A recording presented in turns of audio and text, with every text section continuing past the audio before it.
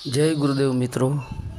परमात्मा दरेक ने सुख शांति आपे तेवी परमात्मा ने प्रार्थना। मित्रों, आजे 4 साखी है मंगा बापा ने। मित्रों, मंगा बापा गाम चांपाथड़ जिल्लो अमरेली चांपाथड़ गाम में थी गया। साखे बगड़ा आता है। जो कि मित्रों संतनी कोई नाती जाति के साख होती नहीं, बराबर। आ तो समझवा माटे कहूँ छूं, बराबर। तेना 2 बाळको पण हयात छे। एक मोटा बाळकनुं नाम छे गोविंदभाई उर्फे गोविंद भगत। ते पण भक्ति भजन में ज रहे छे। एनाथी नाना भाई जे छे तेनुं नाम छे करशनभाई बगड़ा। ए पण सत्यनिष्ठ से, सदाचारी से, भक्ति भजन में हालनारा व्यक्ति है। संतो प्रत्ये भाव राखनारा है। तो मित्रों, एनी मंगा बापानी आपणे आजे 4 साखीओ लई छी। गुरु पूंजा बापा है। मैं कहूँ तेम गाम चांपाथड़ जिल्लो अमरेली साखे बगड़ा, बराबर। समझवा माटे बगड़ा बोलूँ छो, फरी ध्यान देजो। बाकी संतोनी कोई नाती जाति होती नहीं। ओके। हवे पहली साखी है गुरु शिष्य में अंतर नाही, गुरु परखावे पारख पद, कहे मंगा बापा पछी रहे ने गुरु शिष्यनी हद। तो मित्रों, जे पहली साखी है एनी अंदर साफ साफ बतावे से कि गुरु शिष्य में अंतर नाही, गुरु परखावे पारख पद, कहे मंगा बापा पछी रहे ने गुरु शिष्यनी हद, बराबर। तो मित्रों हवे गुरु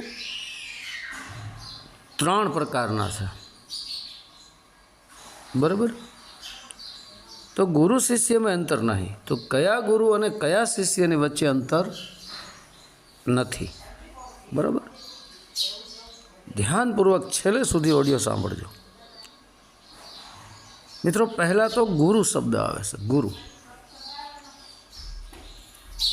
गुनो अर्थ बने छे अज्ञान, अंधकार, अने रूनो अर्थ बने छे प्रकाश, ज्ञान। तो आ तो विरोधाभास थयो ने बे, ज्ञान अने अज्ञान। एटले एमां अंतर छे, 2 छे। पण ज्ञान अने अज्ञान थी जे ऊपर छे ए मित्रों परमात्मा है। हवे अहीं आपणे पहला गुरु शब्द पर जोईए बात। 52 अक्षरी ज्ञान आपी अहीं जे गुरु छे देहधारी, ए 52 अक्षरी शब्दों ज्ञान आपी अने लोकोने समजावे छे। कारण के मित्रों 52 अक्षर जे छे एने कोईथी बाद न करी शकाय। 52 अक्षरों द्वारा ज आखो संसार चाली रह्यो छे। 52 अक्षरी शब्दों थी ज साधु संतो साचा ए लोकोने समझण आपे छे, पोताना शिष्यने समझण आपे छे। जो मित्रों 52 अक्षर न होय तो समझण कई रीते आपशो तमे? कारण के 52 अक्षरी शब्दों मार्फते देहधारी गुरु देहधारी शिष्य ने समझावे। एनी अंदर थी अज्ञानता ने काढ़ी अने ज्ञान तरफ लई जाय छे, बराबर। तो आ गुरु छे। एना पछी बीजा क्रमे आवे छे सद्गुरु। એ જ દેહધારી ગુરુ પછી સદગુરુનો રોલ નિભાવે છે, જેને 52 અક્ષરી શબ્દો દ્વારા પોતાના શિષ્યોને સમજાવ્યા હોય છે. શિષ્ય સમજી જાય, જે શિષ્ય વિવેકી છે, જે સમજણા છે, એ સમજી જાય ને એને જ દેહધારી ગુરુ ફરી બીજા સ્ટેપ ઉપર આવે છે. જે સમજી ગયા હોય છે એના માટે જો બીજા સ્ટેપે આવે છે, એને સદગુરુ કહેવાય. ગુરુ પછી સદગુરુ. સદનો અર્થ બેસવું પણ થાય, સદનો અર્થ બેસવું પણ થાય. જેમાં આપણે ઉપનિષદ કહીએ છીએ. ઉપ એટલે નજીક, ની એટલે નિષ્ઠાપૂર્વક, ને સદ એટલે બેસવું. નિષ્ઠાપૂર્વક બેસવું એ સદગુરુ પાસે. હવે એ સદગુરુ કેવા હોવા જોઈએ? જે સદાચારી છે, શીલવંત છે, સત્યનિષ્ઠ છે, ઇન્દ્રિયાતીત છે, વિષય વાસના રહિત છે, મોહમાયા રહિત છે, જેની અંદર માત્ર પ્રેમ હિ પ્રેમ છે. આવા દેહધારી સાચા સદગુરુ મળી આવે પછી એ ભક્તિ ભજન બતાવે છે શિષ્યને. દેહધારી ગુરુ દેહધારી શિષ્યને ભક્તિ બતાવે છે. હવે એ ભક્તિ જે બતાવે છે, એ ભક્તિને, એ શબ્દને પકડનારું કોણ છે? પકડનારી સુરતા છે. સુરતા એ જ સાણચી છે, સુરતા એ જ પકડ છે. જેમ આપણે પકડ દ્વારા પકડીએ છીએ, એમ સુરતા દ્વારા જ અહીં દેહધારી ગુરુ જ્ઞાન આપે છે. કારણ કે દેહધારી ગુરુની પણ સુરતા શબ્દો પર લાગેલી હોય અને દેહધારી શિષ્યની પણ સુરતા શબ્દો પર લાગેલી હોય. એટલે દેહધારી ગુરુ જે છે એ પોતાની સુરતા દ્વારા એ શબ્દને પકડી અને દેહધારી શિષ્યને આપે છે. એટલે દેહધારી શિષ્ય પણ પોતાની સુરતા દ્વારા એ શબ્દને પકડે છે અને પછી એ રસ્તે ચાલે છે. આ બીજા ગુરુ થયા. પછી મિત્રો રસ્તે ચાલતા ચાલતા એ સુરતા ગુરુએ જે શબ્દ આપ્યો, સમજી લ્યો કે સોહમ શબ્દ આપ્યો, એટલે એ સોહમ શબ્દ અજપ્પામાં જપે છે. હોઠકંઠ હલે ને જેના સહેજે સ્મરણ થાય એ અજપ્પા છે. એ અજપ્પાની અંદર એક જુગતિ, એક વિધિ બતાવે છે. પછી ઓહમ સોહમ બતાવે તો ભલે, ખાલી સોહમ બતાવે તો ભલે, બરાબર. એ પછી શિષ્ય એ ભક્તિ ભજનની લાઈનમાં અગ્રસર થાય છે. પછી એ દેહધારી ગુરુ હટી જાય છે કે હવે મેં તને સચોટ રસ્તો બતાવી દીધો છે, સાચો રસ્તો બતાવી દીધો છે, આ રસ્તે ચાલજે. 50-100 લોકો પહેલાં દેહધારી ગુરુ પાસે સત્સંગ સાંભળતા હોય છે, એમાંથી કોક જ એને પકડ કરે છે, ગ્રહણ કરતા હોય છે. એવા જ શિષ્યોને ગુરુ દેહધારી સદગુરુના રૂપમાં બીજા ક્રમે આવીને ભક્તિ ભજનનો રસ્તો બતાવે છે. દરેકને નથી બતાવતા. જે જિજ્ઞાસુ જીવ છે, જે મુમુક્ષ છે, એને જ બતાવે. બાકી દુઃખીના આત્તાય નથી, કાઢી નાખે. બે ઉપર જ ભાર આપવામાં આવે છે, જિજ્ઞાસુ અને મુમુક્ષ ઉપર. હવે પછી એ રસ્તો બતાવી દીધો.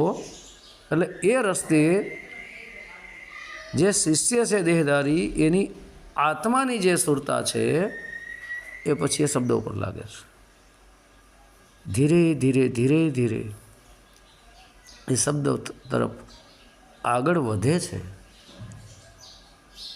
ત્યારે એ દેહધારી શિષ્યની આત્માની જે સુરતા છે એ શબ્દમાં લાગી જાય છે.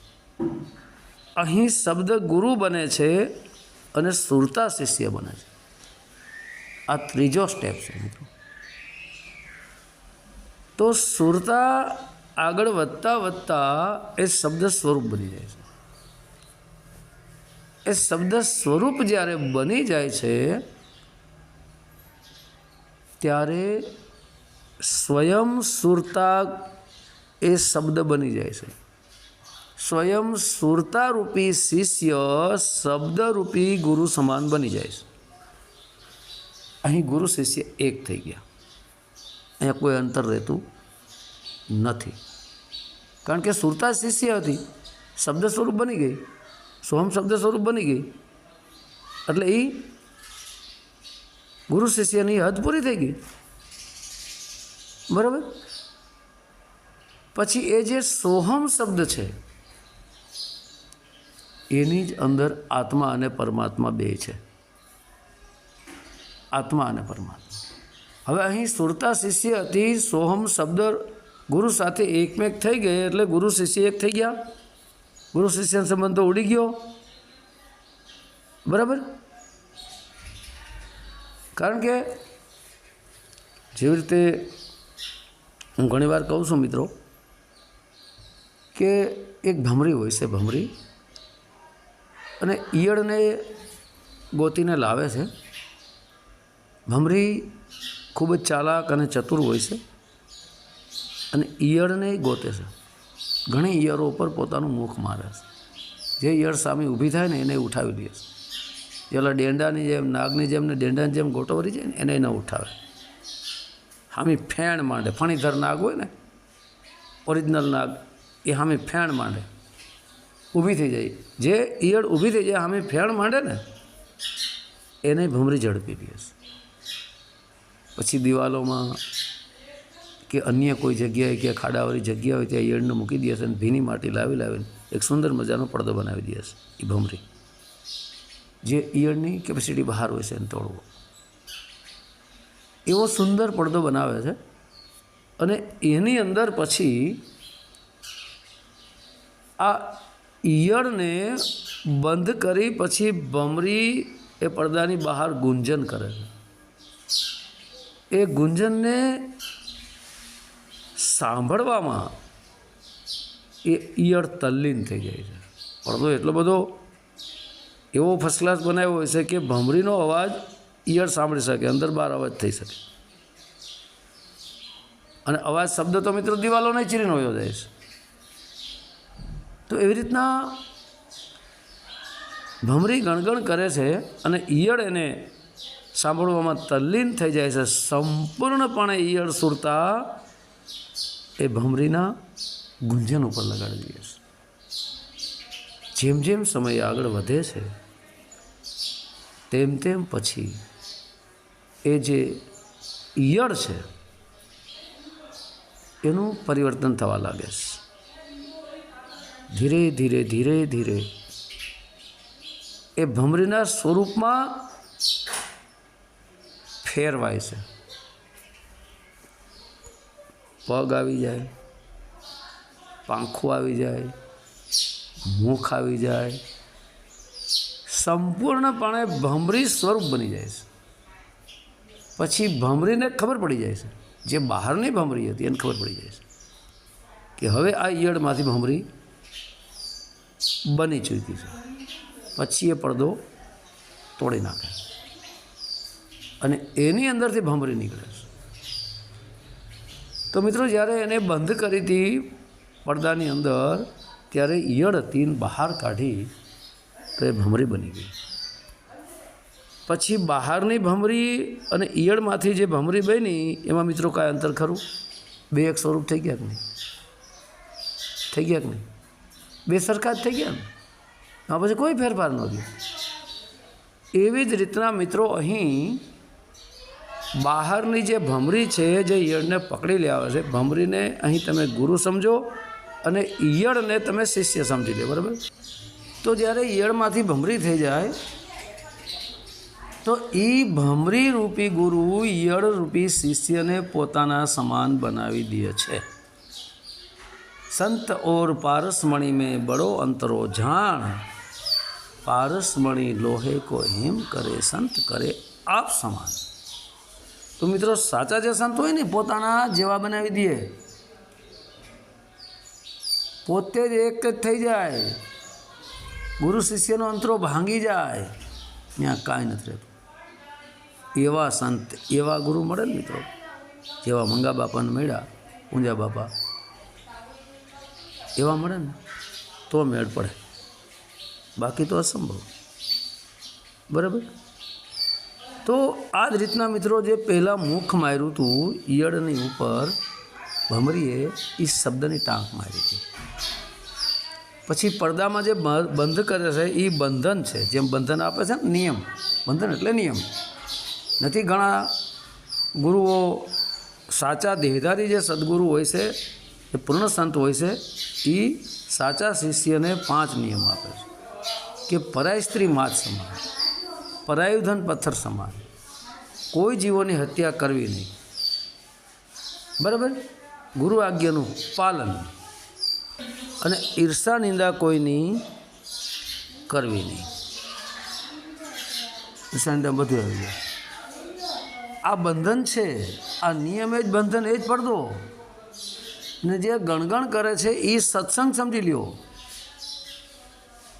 સત્સંગ દ્વારા સંપૂર્ણપણે શિષ્યની અંદરથી આ કચરો કાઢી નાખે. ને જ્યારે શિષ્યની અંદરથી કચરો નીકળી જાય, શિષ્યને પણ કચરો કાઢવાની તૈયારી હોવી પડે. એ નીકળી જાય ને ત્યારે જ એ ગુરુ સમાન બની શકે. મિત્રો આ બહુ ગહન બાબત છે. તો આ અહીંયા મારા મિત્રો થોડોક દેકારા જેવું છે એટલે આમ ઓડિયો વ્યવસ્થિત થશે નહીં. બરાબર. છતાંય સાંભળજો ને પૂરો. બરાબર. તો મિત્રો આ 3 ગુરુની વ્યાખ્યા જે કરી એમાં હવે લાસ્ટમાં મિત્રો આત્માની સુરતા મેં કીધી છે, શબ્દ સ્વરૂપ બની જાય છે, સોહમ શબ્દ સ્વરૂપ. તો અહીં સોહમની અંદર જ આત્મા પરમાત્મા બંને છે મિત્રો. એટલે આત્મા અને પરમાત્મા બે એક થઈ જાય છે, એમાં કોઈ અંતર રહેતું નથી. પણ આત્મા પરમાત્મા ક્યારે બને મિત્રો? આત્માની અંદરથી સંપૂર્ણપણે કચરો નીકળી જવો પડે, વિષય વાસના નીકળી જવી પડે, શુદ્ધ આત્મા બની જાય. અને એ આત્માની સુરતા સર્વવ્યાપક પરમાત્મા સ્વરૂપ જ્યારે બને છે ત્યારે એ પરમાત્મા સ્વરૂપને પ્રાપ્ત કરે છે. બાકી દેહમાં ફસાઈને રહીએ ત્યાં સુધી એ પરમાત્માને પ્રાપ્ત નથી કરી શકતી એ સુરતા આત્માની. બરાબર. તો મિત્રો આ છે ગુરુ શિષ્યમાં અંતર નહીં. પછી ગુરુ શિષ્યમાં કોઈ અંતર રહેતું નથી. પણ ગુરુ પરખાવે પારખ પદ, ગુરુ પરખાવે પારખ પદ, દેહધારી ગુરુ પરખાવે પારખ પદ. બરાબર. પરખાવે એટલે શું મિત્રો? પરખાવે એટલે કે પરખાવવું, ઓળખાણ કરાવી અથવા તો સમજણ પાડવી બીજાને. બરાબર. એને પરખાવે કહેવામાં આવે છે. ઓળખાવવું, પારખવું. હા, જરાક પૂરેપૂરી એને સમજણ આપી દેવી, પૂરેપૂરી સમજણ પાડી દેવી. આપણે નથી કહેતા ઘણા એને રોકડું પરખાવવું એટલે કે ચોખ્ખું ચોખ્ખું સંભળાવી દેવું. એમ ચોખ્ખું કહી દઉં જો આ છે ને સિવાય બીજું કાંઈ નથી. બરાબર. તો આ મિત્રો બહુ સમજવા જેવી વાત છે.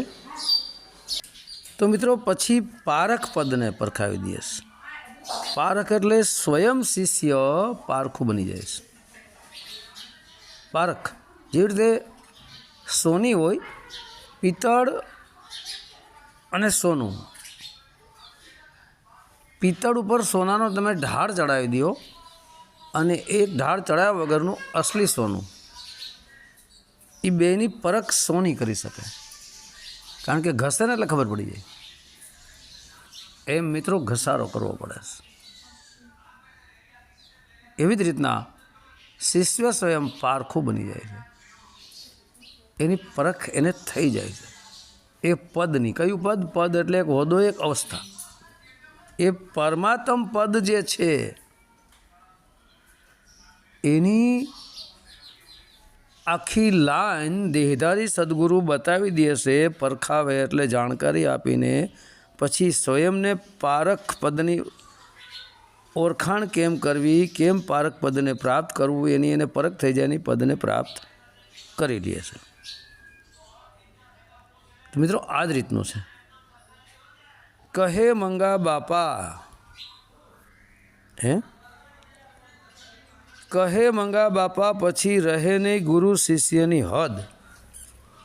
મંગા બાપા ગુરુ પૂંજા બાપાના કૃપા થકી કહી રહ્યા છે કે પછી જે છે ગુરુ શિષ્યની હદ રહેતી નથી. હદ એટલે દેહ હદમાં આવે, આત્મા હદમાં છે, આ દેહની અંદર છે, આત્મા હદમાં છે. એટલે હું કહું છું કે આત્મા અનેક છે, પરમાત્મા એક છે. આત્માઓ બધા હદમાં છે, પરમાત્મા અનહદ છે. પરમાત્માની કોઈ હદ છે જ નહીં, અસીમ. આત્મા તો સીમ છે, પરમાત્મા અસીમ છે. જ્યારે આત્મા પરમાત્મા સ્વરૂપ બની જાય છે ત્યાં અહીં આત્મારૂપી શિષ્ય અને ગુરુરૂપી પરમાત્માની અંદર કોઈ હદ રહેતી નથી અને આત્મા સ્વયં પરમાત્મા બની જાય છે. આ ગુરુ શિષ્યની હદ ખતમ થઈ જાય છે અને અનહદ બની જાય છે, જેની કોઈ હદ હોતી જ નથી મિત્રો. તો મિત્રો આ મંગા બાપાની વાણી મેં 4 સાખીનું કીધું હતું, આ એક જ સાખી બનાવી છે. કારણ કે બહુ કોલાહલવાળા વાતાવરણમાં છો, બહુ દેખાવાળા વાતાવરણમાં છો અને ઓડિયો કમ્પ્લીટ ક્લિયર બનતો નથી. બરાબર. શું છે કે મિત્રો સત્સંગ ઉપર કોઈ પણ આપણે સત્સંગ કરતા હોય, કોઈ પણ વાત કરતા હોય, એના ઉપર સંપૂર્ણપણે આપણી સુરતા સ્થિર થવી પડે. પણ કોલાહલવાળા વાતાવરણની અંદર તમારી સુરતા સ્થિર થઈ શકતી નથી. બરાબર. એટલે અહીં એક જ સાખીનું આ થોડી વ્યાખ્યા વિશ્લેષણ મારી બુદ્ધિ અનુસાર કરી છે. બરાબર. તો હવે બોલો પ્રેમથી મંગા બાપાની જય, ગુરુ પૂંજા બાપાની જય, સત્ય સનાતન ધર્મની જય.